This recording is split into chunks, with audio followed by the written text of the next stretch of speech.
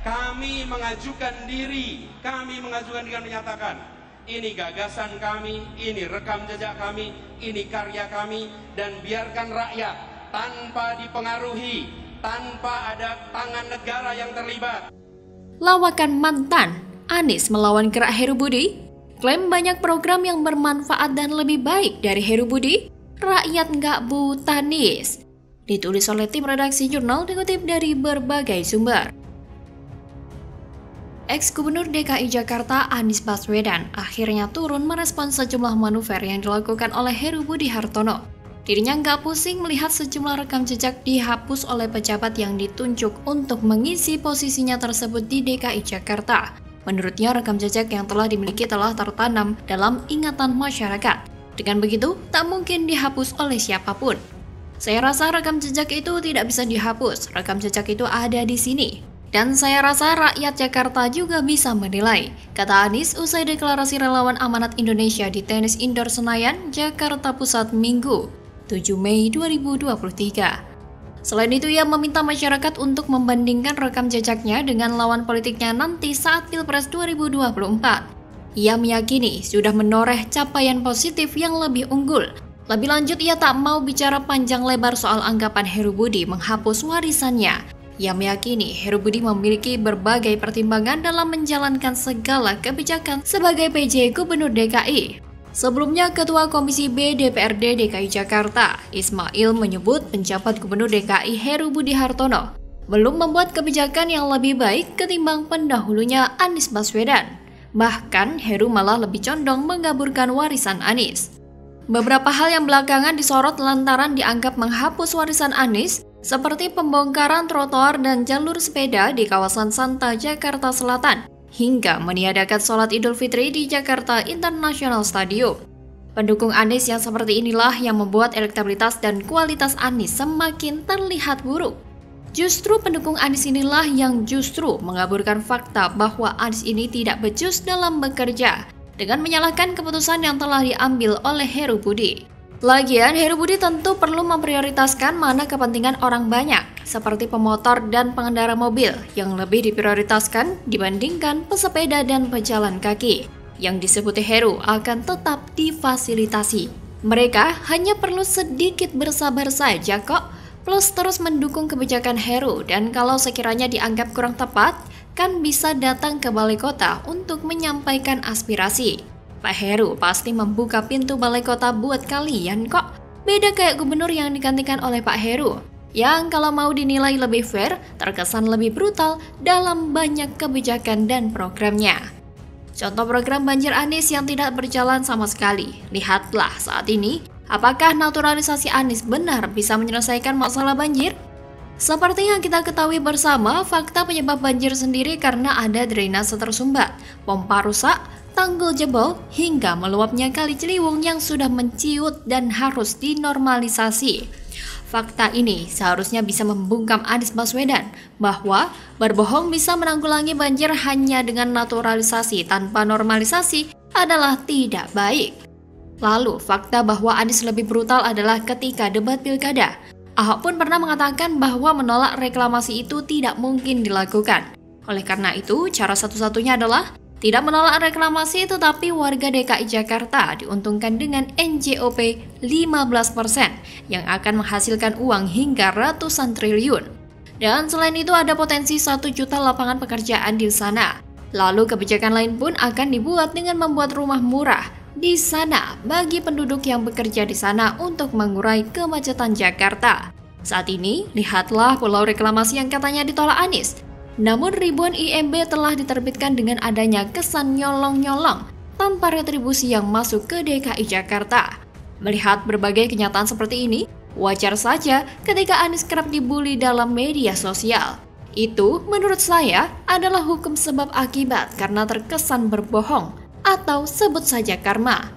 Jadi tidak ada rekam jejak Anies yang baik dan berkesan bagi warga DKI Jakarta. Yang ada rekam jejak buruk yang memakan hati warga DKI. Bagaimana kalau menurut Anda? Lawakan mantan, Anies melawan gerak Heru Budi. Klaim banyak program yang bermanfaat dan lebih baik dari Heru Budi. Rakyat nggak buta Anies. Ditulis oleh tim redaksi jurnal dikutip dari berbagai sumber.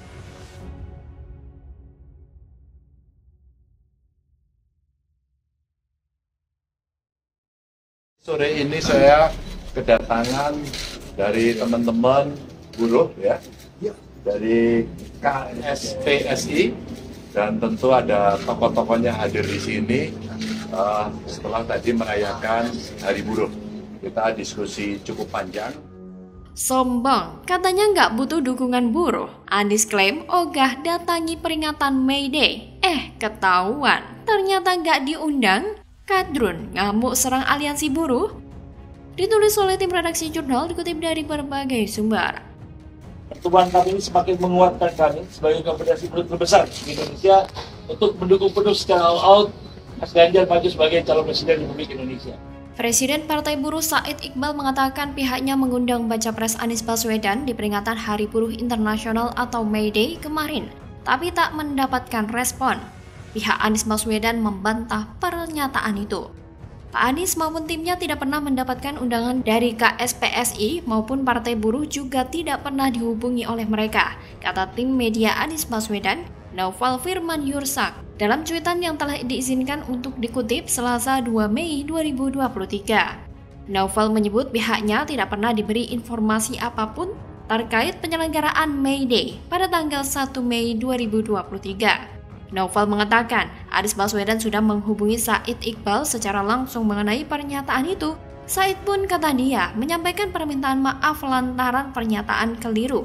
Ternyata tidak ada undangan atas nama Anies Baswedan. Sebelumnya, Iqbal mengatakan pihaknya mengundang dua bakal calon presiden, yakni Ganjar Pranowo dan Anies Baswedan di peringatan Hari Buruh Internasional.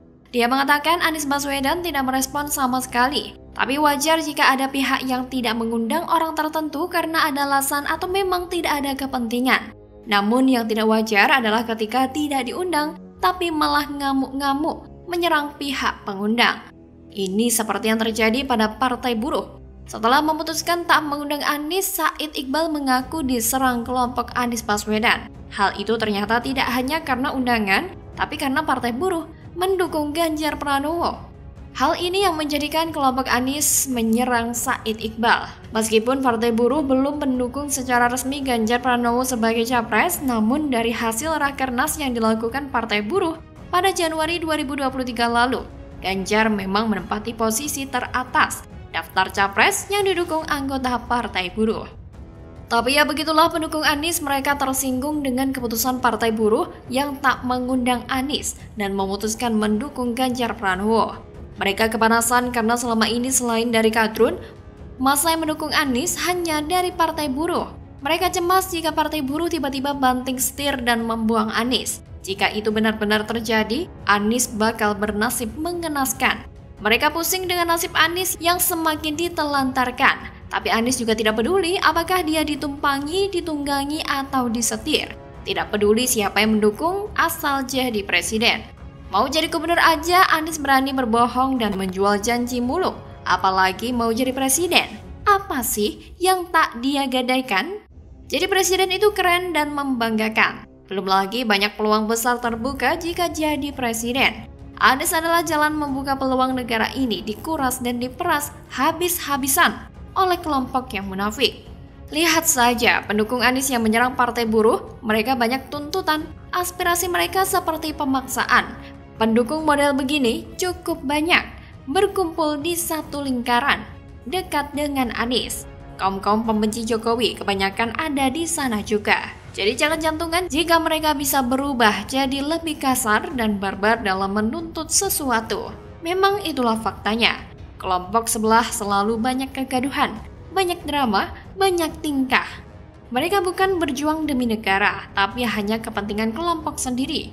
Masa bodoh dengan itu semua. Yang penting Anies harus jadi capres dan presiden. Karena di belakang Anies banyak kepentingan besar yang harus diakomodir. 10 tahun kering tak bisa berbuat apa-apa. Bayangin aja gimana hausnya mereka. Komplotan tensi tinggi seperti ini mau mengawal negara ini. Perilaku pendukung mewakili sifat yang didukung. Itu kata Anies sendiri. Kalau banyak pendukungnya model begini, bagaimana menurut Anda?